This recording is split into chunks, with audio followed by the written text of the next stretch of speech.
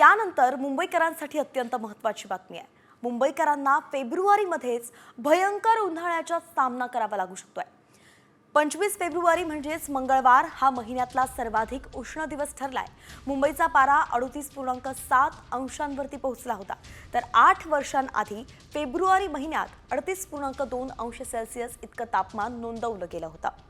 उन्हामुळे एकीकडे घाम तर दुसरीकडे प्रदूषणामुळे मुंबईकरांची चिडचिड वाढलेली आहे। दुपारी ऊन जास्त असल्यानंच त्या काळात बाहेर जाणं टाळण्याचं आवाहन आता आरोग्य तज्ञ करतायत।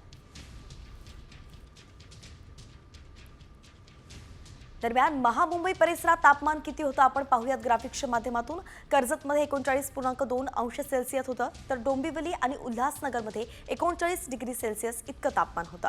मुंबईमध्ये नेरूळमध्ये 38.7 अंश सेल्सिअस तापमान होतं, तर पनवेल आणि पालघरमध्ये 38.6 अंश सेल्सिअस तापमान नोंदवलं गेलं। नेमकं काळजी कशी घ्यायची पाहूयात। भरपूर पाणी आणि पाणीदार फळं खायची आहेत, ताक सरबत पीत राहायचंय, ताजं आणि हलकंच अन्न घ्यायचंय, सुती मुलायम आणि सैल कपड्यांचा वापर जास्तीत जास्त करावा असं सुद्धा सांगण्यात येत आहे। तर घराबाहेर पडताना सनस्क्रीनचा वापर करायलाच हवा। आहार आणि व्यायामासोबतच पुरेशी झोप घेणंही आवश्यक आहे।